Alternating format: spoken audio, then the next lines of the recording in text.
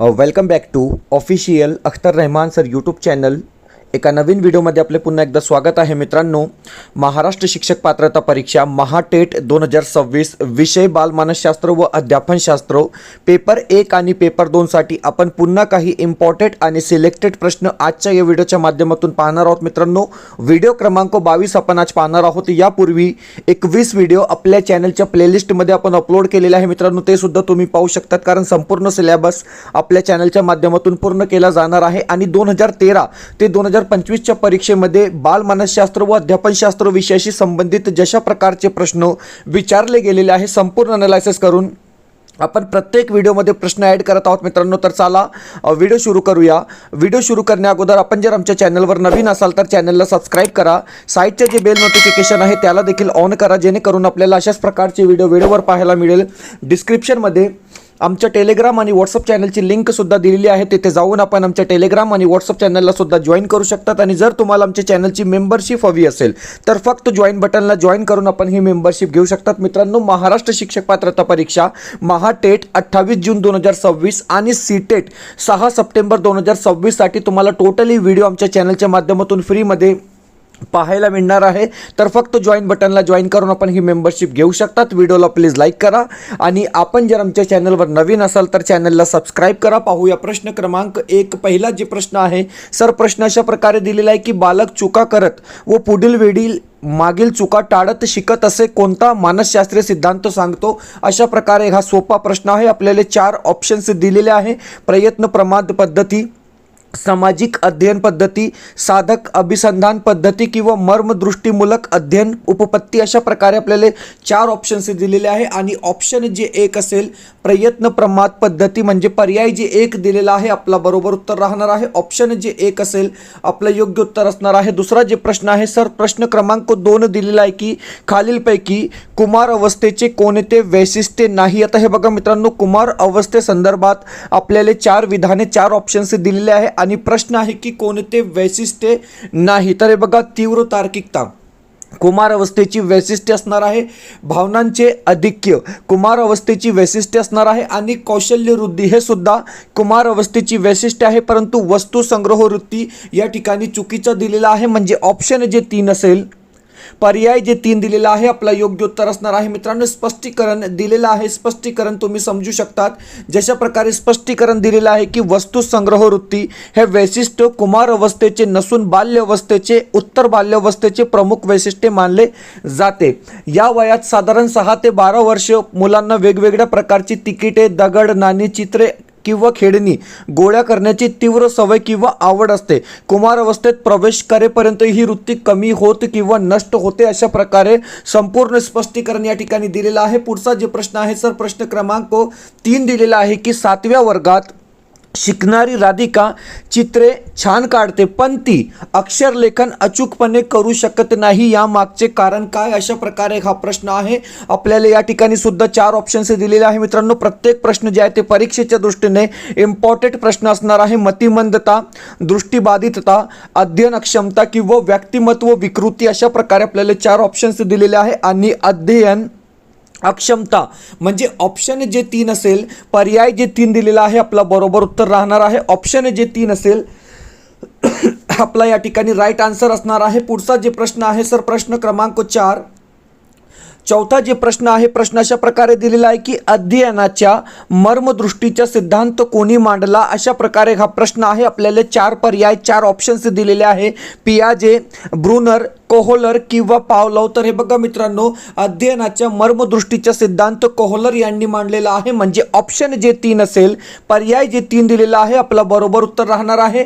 Option जे 3 असेल आपला योग्य उत्तर असणार आहे। प्रश्न क्रमांक 5 आहे की समिष्टवादी मानसशास्त्राच्या मुख्य अभ्यास विषय कोणता आहे। अशा प्रकारे हा महत्त्वपूर्ण प्रश्न विचारलेला आहे। आपल्याला 4 ऑप्शन्स दिलेले आहे: विस्मरण, अभिसंधान, अवबोध किंवा प्रेरणा। अशा प्रकारे 4 ऑप्शन्स दिलेले आहे। आणि प्रश्न आहे की समिष्टवादी मानसशास्त्राचा मुख्य अभ्यास विषय कोणता, तर अवबोध आपला या ठिकाणी काय असणार आहे योग्य उत्तर असणार आहे। म्हणजे ऑप्शन जे 3 दिलेला आहे पर्याय जे 3 दिलेला आहे आपला बरोबर उत्तर राहणार आहे मित्रांनो. हे बघा, स्पष्टीकरण दिलेलं आहे की अवबोध समिष्टवादी मानसशास्त्राला इंग्रजीत गेस्टल मानसशास्त्र म्हणतात.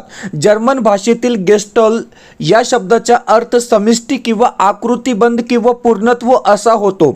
या संप्रदायाचा मुख्य भर मानवी अवबोधावर म्हणजेच आपण बाह्य जगातील वस्तू सुट्या सुट्या न पाहता एक संत अखंड आणि पूर्ण रूपात कशा अनुभवतो यावर असतो. म्हणजे ऑप्शन जे 3 दिलेला आहे, पर्याय जे 3 दिलेला आहे आपला बरोबर उत्तर राहणार आहे. पुढचा जे प्रश्न आहे सर, प्रश्न अशा प्रकारे दिलेला आहे की फ्लडच्या आंतरक्रिया विश्लेषणाची खालीलपैकी कोणती मर्यादा आहे, अशा प्रकारे हा प्रश्न विचारलेला आहे. प्रश्न समजून घ्या, प्रश्न वाचून घ्या मित्रांनो. या ठिकाणी आपल्याला 4 ऑप्शन्स दिलेले आहे आणि कोणती मर्यादा आहे प्रश्न अशा प्रकारे विचारलेला आहे. तर हे बघा, यात कृतीवर जास्त भर दिला जातो, बरोबर आहे.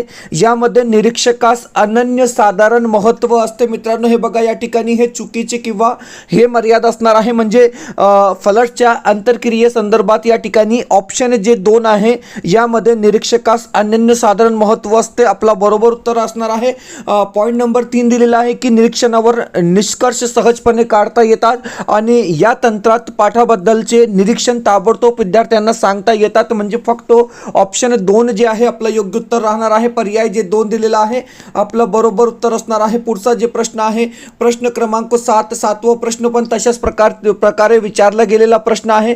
प्रश्न आहे की प्रायोगिक पद्धतीविषयी खाली दिलेल्या बाबीतून कोणती बाब अयोग्य आहे. आता हे बघा मित्रांनो, प्रायोगिक पद्धती संदर्भात आपल्याला 4 विधाने दिलेले आहे आणि चुकीचे विधान किंवा अयोग्य विधान कोणते प्रश्न अशा प्रकारे विचारलेला आहे. म्हणजे 3 पर्याय या ठिकाणी बरोबर दिलेले आहेत. तर हे बघा, ऑप्शन जे 1 आहे की या पद्धतीत पूर्वनियोजित वर्तनाचे वस्तुनिष्ठ निरीक्षण केले जाते. म्हणजे पहिले जे विधान आहे ते 100% बरोबर आहे.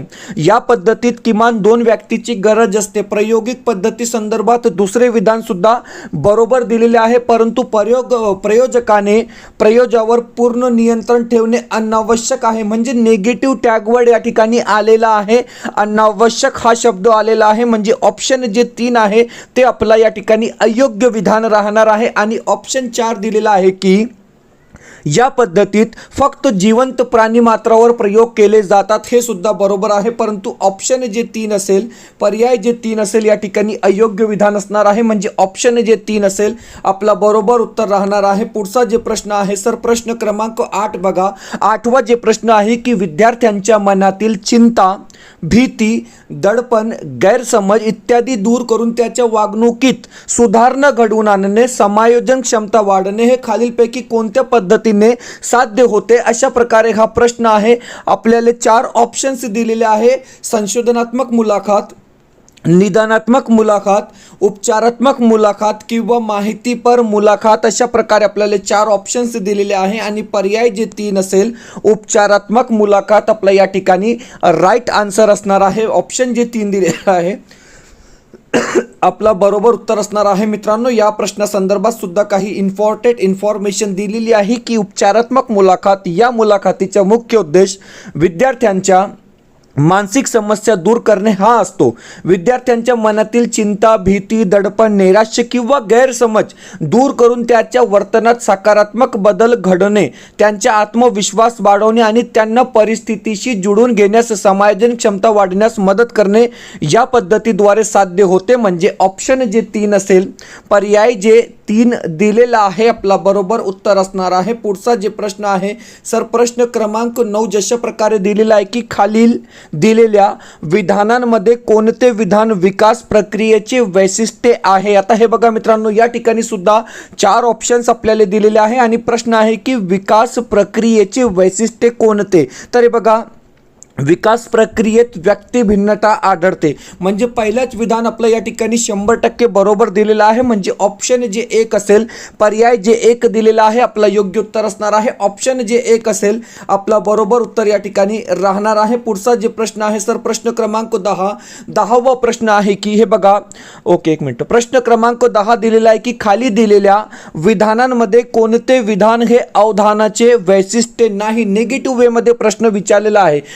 प्रश्न कशा प्रकारे विचारले जातात, वैशिष्ट्ये आहे किंवा नाही, हे तुम्ही काळजीपूर्वक वाचा, लक्षपूर्वक वाचा. या ठिकाणी प्रश्न आहे की खाली दिलेल्या विधानांमध्ये कोणते विधान हे अवधानाची वैशिष्ट्ये नाही, अशा प्रकारे हा प्रश्न आहे. तर हे बघा, अवधान ही निवड प्रक्रिया आहे, म्हणजे पहिले जे विधान आहे ते बरोबर आहे. अवधानामुळे ज्ञानग्रहण व आकलन होते, ऑप्शन 2 सुद्धा बरोबर आहे.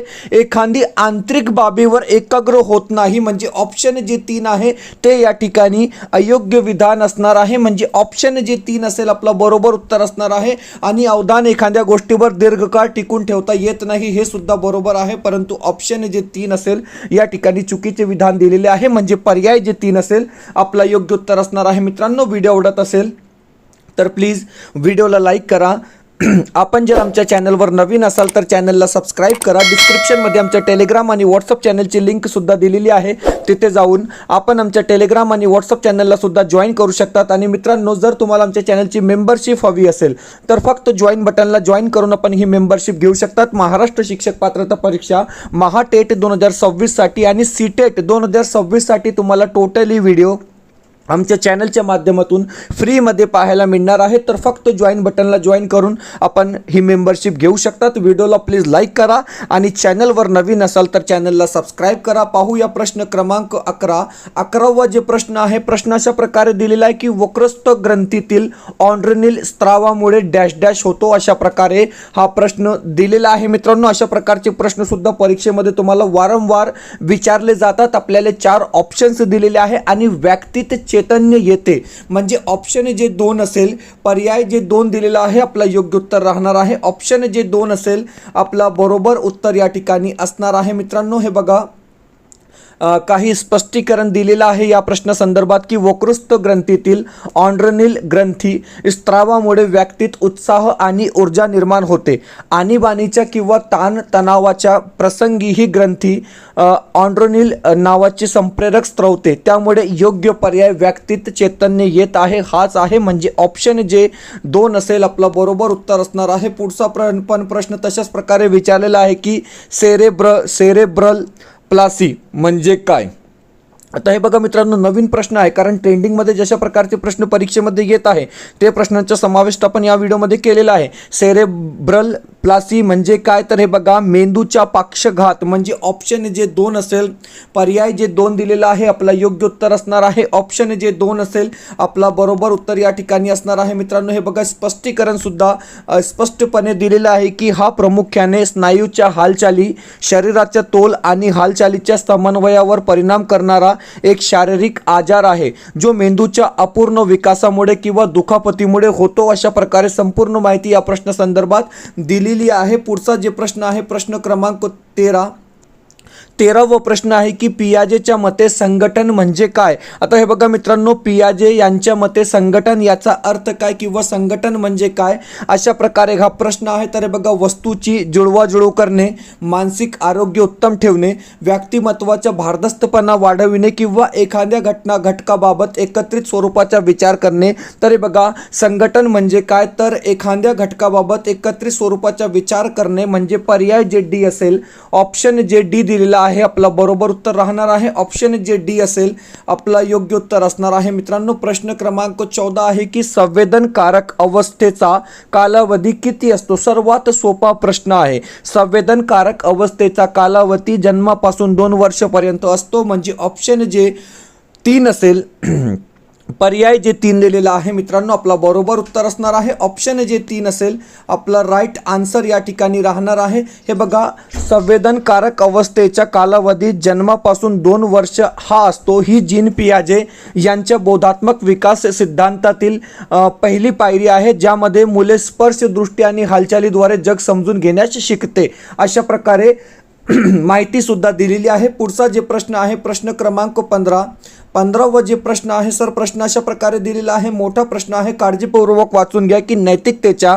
संदर्भात एकच शब्द आला, नैतिक, हा म्हणजे आपलं उत्तर झाला. नैतिकतेच्या संदर्भात बालकाच्या अंदाज करण्याच्या विविध पद्धती असतात. त्या बाहेरून त्यांच्यामध्ये रुजल्या जात नाही आणि त्या पालक शिक्षक आणि समवयस्काकडूनही येत नाही असे नैतिकतेच्या संदर्भात विचार खालीलपैकी कोणी मांडले? तर हे बघा, जीन पियाजे, ॲरिस्टॉटल, अल्फ्रेड बिने किंवा लॉरेन्स कोहलबर्ग. अशा प्रकारे आपल्याला 4 ऑप्शन्स दिलेले आहे. लॉरेन्स कोहलबर्ग आपला बरोबर उत्तर असणार आहे, कारण नैतिकतेच्या संदर्भात विचार मांडणारे मानसशास्त्रज्ञ म्हणजे लॉरेन्स कोहलबर्ग. ऑप्शन जे डी असेल, पर्याय जे डी दिलेला आहे आपला योग्य उत्तर असणार आहे. मित्रांनो, पुढील काही प्रश्न जे आहे ते म्हणजे आपले स्टेटमेंट टाईप प्रश्न आपण या ठिकाणी ॲड केलेले आहे, कारण स्टेटमेंट टाईप प्रश्नसुद्धा तुम्हाला परीक्षेमध्ये विचारले जातात. एकाच स्क्रीनमध्ये आपण हे संपूर्ण पॉईंट या ठिकाणी ॲड केलेले आहे. मित्रांनो, प्रश्न तुम्ही पाहू शकतात की हे बघा, खालील मर्यादांपैकी प्रायोगिक पद्धतीची कोणती योग्य मर्यादा आहे, अशा प्रकारे हा प्रश्न आहे.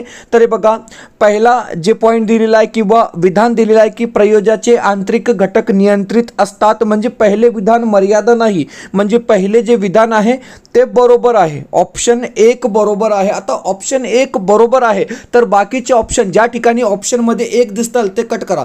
ओके, हे कट करा, हे पण कट करा आणि हे पण कट करा, म्हणजे आपल्याला उत्तर मिळालं. कारण पहिले जे विधान आहे ते बरोबर आहे की प्रयोगाचे आंतरिक घटक नियंत्रित असतात, ही मर्यादा नाही. बाकी जी मर्यादा आहे ती मर्यादा आहे की ही पद्धती अधिक खर्चिक व वेळखाऊ आहे, मर्यादा आहे. कृत्रिम प्रतिसादाची शक्यता असते, मर्यादा आहे. आणि प्रयोजक व्यक्ती तज्ज्ञ असणे आवश्यक असते, हे सुद्धा मर्यादा आहे. तर हे बघा, पहिले जे विधान जर आपले बरोबर आहे तर ज्या ठिकाणी आपल्याला अ दिसत आहे ऑप्शनमध्ये ते डायरेक्ट कट करा, म्हणजे तुम्हाला लगेच उत्तर मिळेल. बाकी तुम्हाला काहीच करायची आवश्यकता नाही. ब, क आणि ड म्हणजे पर्याय जे 3 असेल आपला योग्य उत्तर राहणार आहे. पुढचा जे हे बघा मित्रांनो, काही 1 मिनटं या ठिकाणी तुम्हाला स्पष्टीकरण पण दिलेलं आहे. स्पष्टीकरण तुम्ही पाहू शकतात की प्रयोगाचे आंतरिक घटक नियंत्रित असतात, हा पर्याय चूक आहे. कारण मानवी मन, भावना, थकवा किंवा मानसिक अवस्था यासारख्या आंतरिक घटक प्रयोगशाळेत पूर्णपणे नियंत्रित करणे अत्यंत कठीण किंवा अशक्य असते. त्यामुळे ही प्रयोगक पद्धतीची मर्यादा आहे. घटक नियंत्रित नसताना ही मर्यादा आहे, असताही नाही. अशा प्रकारे स्पष्टीकरण दिलेलं आहे. पुढचा जे प्रश्न आहे सर, प्रश्न क्रमांक 17वा प्रश्न सुद्धा एक स्टेटमेंट टाइप क्वेश्चन आपल्याला या ठिकाणी दिलेला आहे. मित्रांनो, तुम्ही पाहू शकतात की हे बघा, 1 मिनिट, 17वा खालीलपैकी पर्याय कोण योग्य मर्यादा आहे, बरोबर. चला, 17वा प्रश्न बघा. 17वा प्रश्न आहे की किशोर अवस्थेतील मुलांच्या विकासासाठी शिक्षकांनी खालीलपैकी कोणती गोष्टी करणे आवश्यक आहे. अशा प्रकारे हा प्रश्न आहे की कोणती गोष्टी करणे आवश्यक आहे. आपल्याला या ठिकाणी सुद्धा 4 विधाने दिलेली आहे. तर हे बघा, अक्षरांना योग्य वळण लावणे गरजेचे आहे. बिनचूक शुद्ध उच्चारासहित पाठांतर करणे हे या ठिकाणी चुकीचं दिलेलं आहे. ओके, नाही बरोबर आहे ते पण. बिनचूक शुद्धोच्चारासहित पाठांतर करणे, ऑप्शन 2 पण बरोबर दिलेला आहे. म्हणजे पहिला आणि दुसरा विधान बरोबर आहे. गट न करता वैयक्तिक कामाची जबाबदारी देणे, तिसरे विधान चुकीचे असणार आहे. ओके, हो बरोबर. विधान नंबर 3 चुकीचा दिलेला आहे. आणि मुलांच्या सर्जनशीलतेला वाढीसाठी उपक्रम राबविणे, ऑप्शन 4 सुद्धा बरोबर आहे.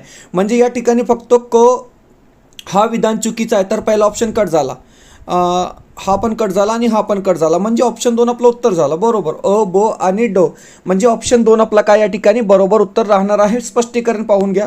हे बघा, स्पष्टीकरण दिलेलं आहे की गट न करता वैयक्तिक कामाची जबाबदारी देणे हे विधान चुकीचे आहे. कारण किशोर अवस्थेतील मुले समवयस्काच्या गटात राहणे जास्त पसंत करतात. त्यांचं सामाजिकीकरण, सहकार्य आणि नेतृत्व गुण वाढवण्यासाठी गट कार्य म्हणजे ग्रुप वर्क देणे आवश्यक असते. गट न करता फक्त वैयक्तिक जबाबदारी दिल्यास त्यांच्या सामाजिक विकासात अडथळा येऊ शकतो. अशा प्रकारे माहिती सुद्धा दिलेली आहे. पुढचा जे प्रश्न आहे, आता हा सुद्धा एक स्टेटमेंट टाईप प्रश्न आहे. मित्रांनो, प्रश्न तुम्ही वाचून घ्या, प्रश्न समजून घ्या. एकाच स्क्रीनमध्ये संपूर्ण प्रश्न आपण ॲडजस्ट केलेला आहे की कुशाग्र बुद्धिमत्तेच्या विद्यार्थ्यांसाठी शिक्षकाने खालीलपैकी कोणत्या गोष्टी करणे उपयुक्त ठरेल. अशा प्रकारे हा प्रश्न आहे. आपल्याला 4 विधाने दिलेली आहे. विधाने तुम्ही पाहू शकतात की इयत्ता गाडून वरच्या वर्गात प्रवेश द्यावा, ओके बरोबर आहे, कारण विद्यार्थी कुशाग्र बुद्धिमत्तेचे आहे. वर्ग अध्यापनात त्यांचा सहभाग वाढवावा, बरोबर आहे. ऑप्शन 2 सुद्धा बरोबर आहे. स्वतंत्र अभ्यासक्रम तयार करावा, ऑप्शन 3 सुद्धा बरोबर आहे. आणि उन्हाळी शाळा सुरू कराव्यात, ऑप्शन 4 सुद्धा बरोबर आहे. म्हणजे अ, ब, क, ड 4 विधाने या ठिकाणी काय आहे तर बरोबर दिलेली आहे. म्हणजे 4 विधाने आपली या ठिकाणी योग्य उत्तर राहणार आहे. ऑप्शन 4 जे असेल आपला बरोबर उत्तर असणार आहे. मित्रांनो, पुढचा जे प्रश्न आहे सर, समिष्टवादी संप्रदायाने अवबोध या मानसिक प्रक्रियेचा विशेष अभ्यास करून मांडलेल्या मतांपैकी कोणते मत असत्य आहे, अशा प्रकारे हा प्रश्न आहे. आताच आपण प्रश्न पाहिलेला आहे की संवेदनामार्फत आपल्याला जे आकलन होते ते अंशतः होते, या ठिकाणी चुकीचा दिलेला आहे. कारण संवेदनामार्फत आपल्याला जे आकलन होते ते पूर्णतः होते, अंशतः होत नाही. म्हणजे पहिलाच विधान या ठिकाणी चुकीचा राहणार आहे. समस्येचे एकदा निरीक्षण केले की मर्म समजते, बरोबर आहे. त्यातून समस्या सोडविण्याची युक्ती सापडते, हे सुद्धा बरोबर आहे. आणि शेवटी समस्येच्या मर्मावरच आपली दृष्टी केंद्रित होते, हे सुद्धा या ठिकाणी बरोबर आहे. परंतु विधान जे एक दिलेलं आहे, पर्याय जे एक दिलेला आहे, आपला या ठिकाणी चुकीचा राहणार आहे. स्पष्टीकरण सुद्धा दिलेलं आहे की समिष्टवादी मानसशास्त्रज्ञांच्या मते आपल्याला कोणत्याही गोष्टीचा अवबोध, आकलन हा पूर्णशाने म्हणजे समग्रतेने होतो, अंशतः किंवा भागाश होत नाही. त्यामुळे आकलन अंशतः होते, हे विधान असत्य असणार आहे. म्हणजे ऑप्शन जे एक असेल आपलं बरोबर उत्तर असणार आहे. पुढचा जे प्रश्न आहे सर, प्रश्न अशा प्रकारे दिलेला आहे की नॉर्मन EG यांनी सांगितलेल्या प्रभुत्व संपादन उपपत्तीचे खालीलपैकी कोणते वैशिष्ट्य नाही, अशा प्रकारे हा प्रश्न आहे. आपल्याला 4 ऑप्शन्स दिलेले आहेत. तर बघा, उद्दिष्टे विधानात्मक व कार्यात्मक रीतीने मांडणे, हा पहिला जे विधान आहे ते बरोबर आहे. उद्दिष्टे उतरत्या क्रमाने अध्ययन निष्पत्तीसह स्पष्ट मांडणे, चुकीचा दिलेला आहे. ताबडतोब प्राप्त होणारी उद्दिष्टे स्पष्टपणे करणे आणि लहान लहान घटक तयार करणे, म्हणजे फक्त ऑप्शन जे 2 असेल, पर्याय जे 2 दिलेला आहे, आपलं या ठिकाणी चुकीचं विधान राहणार आहे. स्पष्टीकरण सुद्धा दिलेलं आहे की हे बघा, माहिती दिलेली आहे की उद्दिष्टे उतरत्या क्रमाने अध्ययन निष्पत्तीसह मांडणे, हे नॉर्मन ग्रोनलँड यांनी शैक्षणिक मूल्यमापन आणि उद्दिष्टाच्या मांडणीबाबत महत्त्वपूर्ण काम केले आहे. त्यांच्या मते उद्दिष्टे नेहमी चढत्या क्रमाने किंवा सोप्याकडून कठीणाकडे आणि स्पष्ट अध्ययन निष्पत्तीसह मांडली पाहिजे, उतरत्या क्रमाने नाही. म्हणजे ऑप्शन जे 2 असेल, पर्याय जे 2 दिलेला आहे मित्रांनो, आपलं या ठिकाणी अयोग्य विधान असणार आहे. मित्रांनो, तुम्ही पाहू शकतात की महाराष्ट्र शिक्षक पात्रता परीक्षा महाटेट 28 जून 2026 साठी आपण जे प्रश्नसंच तयार केलेले आहे मित्रांनो, अपडेट प्रश्नसंच असणार आहे. परीक्षेच्या दृष्टीने मोस्ट इम्पॉर्टंट प्रश्नांचा समावेश आपण केलेला आहे. काठिण्य पातळी, डिफिकल्टी लेवल लक्षात घेऊन आपण हे प्रश्नसंच तयार केलेले आहे. मित्रांनो, पेपर 1 आणि पेपर 2 साठी वेगवेगळे प्रश्नसंच तयार केलेले आहे. पेपर 1 साठी हिंदी, मराठी, बालमानसशास्त्र, परिसर अभ्यास आणि गणित विषयाची एकूण 50 प्रश्नपत्रिका आपण तयार केलेली आहे. मित्रांनो, प्रत्येक विषयासाठी 10 प्रश्नपत्रिका तुम्हाला दिली जाईल विथ आन्सर की. म्हणजे प्रत्येक प्रश्नपत्रिकेमध्ये तुम्हाला उत्तर सूची पण दिलेली आहे पीडीएफच्या स्वरूपात. तुम्हाला हे 499 मध्ये पेपर 1 साठी पॅक मिळणार आहे मित्रांनो, ज्यामध्ये 5 विषयांचा समावेश केलेला आहे. आणि पेपर 2 साठी हिंदी, मराठी, बालमानसशास्त्र आणि समाजशास्त्र या 4 विषयाचे प्रश्नसंच म्हणजे अपडेट क्वेश्चन सेट अवेलेबल आहे मित्रांनो. फक्त 399 रुपये आपण पेपर 2 साठी या ठिकाणी प्राइस ठेवलेला आहे. आणि प्रत्येक प्रश्नपत्रिकेमध्ये, प्रत्येक क्वेश्चन पेपरमध्ये तुम्हाला उत्तर सूची, आन्सर की दिलेली आहे मित्रांनो. आणि जर तुम्हाला पेपर 1 आणि पेपर 2 साठी हे नोट्स प्रश्नसंच पाहिजे तर फक्त 699 मध्ये तुम्हाला पेपर 1 आणि पेपर 2 साठी संपूर्ण प्रश्नपत्रिका दिली जाईल विथ आन्सर की. लिमिटेड ऑफर आहे मित्रांनो. स्क्रीनवर एक व्हॉट्सअप नंबर दिलेला आहे, या नंबरवर कॉन्टॅक्ट करून तुम्ही हे परचेस करू शकतात. म्हणजे 28 जून 2026 रोजी पेपर 1 आणि पेपर 2 मध्ये जशा प्रकारचे प्रश्न तुम्हाला विचारले जाईल मित्रांनो, सेम टू सेम तशा प्रकारचे प्रश्न आपण या अपडेट प्रश्नसंचमध्ये तयार केलेले आहे.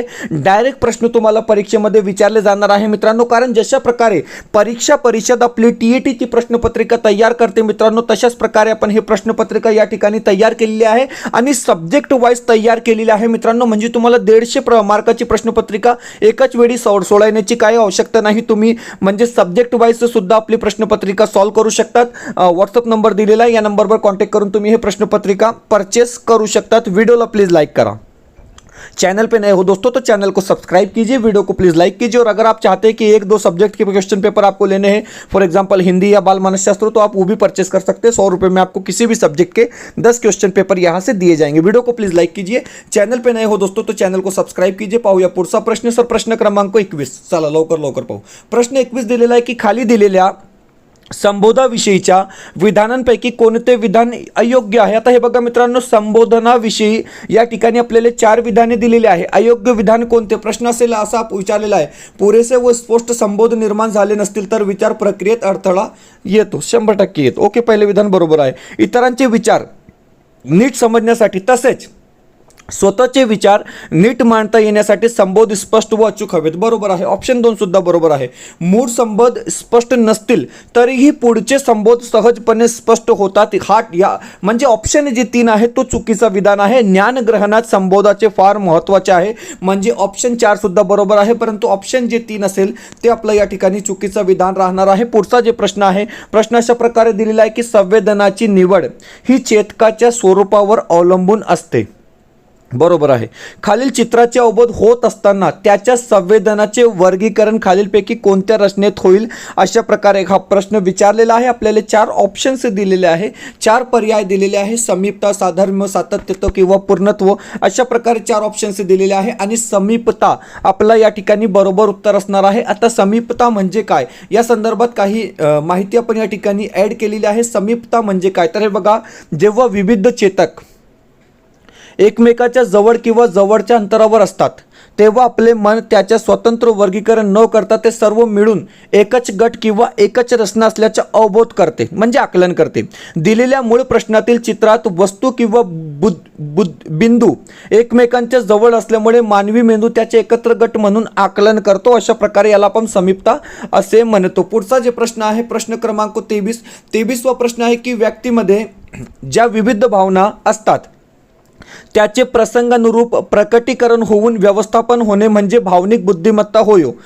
याविषयी खालीलपैकी कोणते विधान अयोग्य आहे. आता हे बघा मित्रांनो, भावनिक बुद्धिमत्ते संदर्भात आपल्याला 4 विधाने दिलेली आहे, म्हणजे 3 विधानं बरोबर असणार आहे आणि फक्त एकच विधान या ठिकाणी चुकीचं दिलेलं आहे. व्यक्तीला स्वतःच्या भावनांची ओळख होणे गरजेचे असते. बरोबर आहे, 100% बरोबर आहे.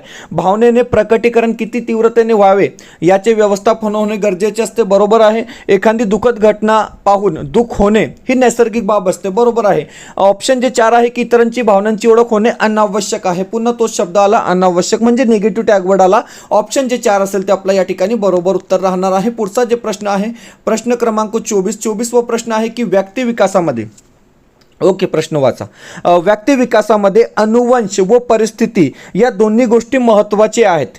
या संदर्भात खाली दिलेल्या विधानांमध्ये कोणते विधान असत्य आहे. आता हे बघा मित्रांनो, आपल्याला अनुवंशता आणि परिस्थिती या संदर्भात 4 विधाने दिलेली आहे. पहिले जे विधान आहे की सांस्कृतिक परिस्थितीचा बालकाच्या विकासावर परिणाम होतो. पहिले जे विधान आहे ते 100% बरोबर आहे. विकासासाठी लागणारी मूळ शक्ती पुरवण्याचे काम अनुवंशकतेकडून होते, म्हणजे ऑप्शन जे 2 आहेत ते सुद्धा बरोबर दिलेले आहे. सर्वसाधारण बालकाला रंग, रूप, उंची या बाबी अनुवंशकतेने प्राप्त होतात. ऑप्शन 3 सुद्धा बरोबर आहे.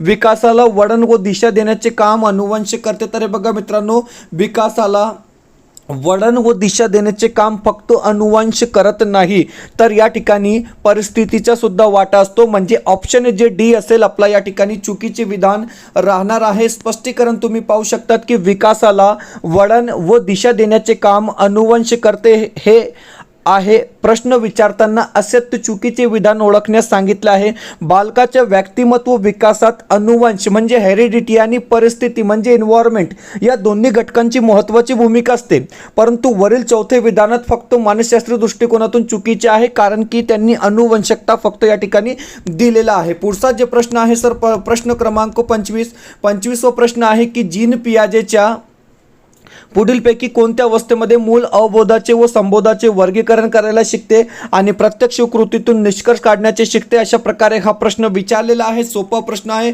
मूर्त क्रियाकाल अवस्था आपला या ठिकाणी बरोबर उत्तर राहणार आहे. म्हणजे ऑप्शन जे 3 दिलेला आहे आपला योग्य उत्तर असणार आहे. मित्रांनो, व्हिडिओ आवडत असेल तर प्लीज व्हिडिओला लाईक करा. आपण जर आमच्या चॅनलवर नवीन असाल तर चॅनलला सबस्क्राईब करा. पाहूया पुढचा प्रश्न, प्रश्न क्रमांक 26वा प्रश्न आहे की अध्ययन म्हणजे सवयी, ज्ञान व अभिवृत्तीचे संपादन होय अशी व्याख्या कोणी केली. 4 ऑप्शन्स दिलेले आहे, गॅरेट, पियाजे, क्रो अँड क्रो, ब्रुनर. तर हे बघा, अध्ययन म्हणजे सवयी, ज्ञान व अभिवृत्तीचे संपादन अशी व्याख्या क्रो अँड क्रो यांनी केली आहे. म्हणजे ऑप्शन जे 3 असेल, पर्याय जे 3 दिलेला आहे आपला योग्य उत्तर असणार आहे. ऑप्शन जे 3 असेल आपला बरोबर उत्तर या ठिकाणी असणार आहे. पुढचा जे प्रश्न आहे सर, प्रश्न अशा प्रकारे दिलेला आहे की बालकाची अध्ययन विषयक प्रगती डॅश डॅश नंतर होत नाही. मोस्ट इम्पॉर्टंट हा प्रश्न आहे मित्रांनो. म्हणजे बहुतेक वेळा हा प्रश्न परीक्षेमध्ये आलेला प्रश्न आहे. मंद प्रगतीचा टप्पा, जलद प्रगतीचा टप्पा, पठार अवस्था किंवा शारीरिक परिसीमा. तर हे बघा, बालकाची अध्ययन विषयक प्रगती डॅश डॅश नंतर होत नाही, तर शारीरिक परिसीमा नंतर होत नाही. म्हणजे ऑप्शन जे डी असेल, पर्याय जे डी दिलेला आहे, आपला बरोबर उत्तर राहणार आहे. ऑप्शन जे डी असेल आपला या ठिकाणी योग्य उत्तर असणार आहे. मित्रांनो, पुन्हा एक इम्पॉर्टंट प्रश्न आपल्याला दिलेला आहे की अध्ययनात प्रगती काही वेळा कुठल्यासारखी दिसते, त्यास डॅश डॅश म्हणतात. तर हे बघा मित्रांनो, जेव्हा अध्ययनात प्रगती कुठल्यासारखी वाटते किंवा दिसते त्या अवस्थेला पठार अवस्था असे म्हणतात. म्हणजे ऑप्शन जे एक असेल, पर्याय जे एक दिलेला आहे, आपला बरोबर उत्तर असणार आहे. ऑप्शन जे एक असेल आपला या ठिकाणी राईट आन्सर असणार आहे. पुढचा जे प्रश्न आहे, प्रश्न क्रमांक 29 दिलेला आहे की जोरम ब्रुनरच्या अध्ययन विषयक दृष्टिकोनाशी विसंगत बाब कोणती. तर हे बघा मित्रांनो, जोरम ब्रुनर संदर्भात या ठिकाणी 4 विधाने दिलेली आहे की अर्थपूर्ण अध्ययनाचा स्वीकार, म्हणजे पहिले विधान बरोबर आहे. विषयाची संरचना लक्षात घेऊन अध्यापनाची मांडणी, ऑप्शन 2 सुद्धा बरोबर आहे. बालकाच्या वयोगटानुरूप अध्यापन कार्यनीतीची निवड, ऑप्शन 3 सुद्धा बरोबर आहे. म्हणजे ऑप्शन 4 चुकीचा आहे की संकल्पना अधिक गुंतागुंतीची स्वरूपात शिकविणे, ऑप्शन 4 म्हणजे चुकीचा दिलेला आहे. पुढचा प्रश्न, प्रश्न क्रमांक 30वा प्रश्न आहे, सोपा प्रश्न आहे. हे बघा, क्षेत्रीय अध्ययन उपपत्तीची मांडणी कोणी केली, अशा प्रकारे हा प्रश्न आहे. पियाजे, ब्रुनर, कर्ट लेविन किंवा वायगोस्की. तर हे बघा, क्षेत्रीय अध्ययन उपपत्तीची मांडणी कर्ट लेविन यांनी केली. म्हणजे ऑप्शन जे डी सी असेल. पर्याय जे 3 दिलेला आहे आपलं योग्य उत्तर असणार आहे. ऑप्शन जे 3 असेल आपला या ठिकाणी राईट आन्सर असणार आहे. मित्रांनो, अशा प्रकारे बालमानसशास्त्र व अध्यापनशास्त्र पेपर 1 आणि पेपर 2 साठी आपण पुन्हा काही मोस्ट इम्पॉर्टंट आणि सिलेक्टेड 30 प्रश्न आजच्या या व्हिडिओच्या माध्यमातून पाहिले आहोत. मित्रांनो, तुम्ही स्क्रीनमध्ये पाहू शकता की महाटेट 2026 साठी अपडेट नोट्स अवेलेबल आहे. मराठी, हिंदी आणि बालमानसशास्त्र या 3 विषयाचे नोट्स अवेलेबल आहे. मित्रांनो, शॉर्ट नोट्स आहे. परीक्षेला 39 दिवस बाकी आहे. म्हणजे 39 दिवसात सुद्धा तुम्ही सिलेबस पूर्ण सिलेबस कव्हर करू शकतात मित्रांनो. कारण जशा प्रकारचे आपण हे नोट्स या ठिकाणी तयार केलेले आहे, 399 मध्ये तुम्हाला ह्या तिन्ही विषयाचे नोट्स या ठिकाणी दिले जाणार आहे. मित्रांनो, 100 पेक्षा कमी पेजेसचे हे नोट्स आहे. आणि व्हॉट्सअप नंबर दिलेला आहे. लिमिटेड कॉम्बो ऑफर आहे मित्रांनो. व्हॉट्सअप नंबरवर मेसेज करून तुम्ही हे परचेस करू शकता. सिम्पली हाय करा, तुम्हाला स्कॅनर दिला जाईल, त्यावर पेमेंट करून फक्त स्क्रीनशॉट पाठवा. मित्रांनो, 399 मध्ये तुम्हाला हिंदी, मराठी आणि बालमानसशास्त्र म्हणजे पेपर 1 आणि पेपर 2 साठी हे नोट्स या ठिकाणी दिले जाणार आहे मित्रांनो. आणि 70 पैकी कमीत कमी 90 मार्क तुम्ही या 39 दिवसात आरामात या ठिकाणी घेऊ शकता. जशा प्रकारे आपण हे नोट्स तयार केलेले आहे मित्रांनो, एकही प्रश्न बाहेर जाणार नाही, अशा प्रकारे आपण हे नोट्स या ठिकाणी तयार केलेला आहे. तर व्हॉट्सअप नंबर दिलेला आहे, या नंबरवर व्हॉट्सअप करून तुम्ही हे परचेस करू शकतात. मित्रांनो, भेटूया पुढच्या व्हिडिओमध्ये काही नवीन प्रश्नांसोबत.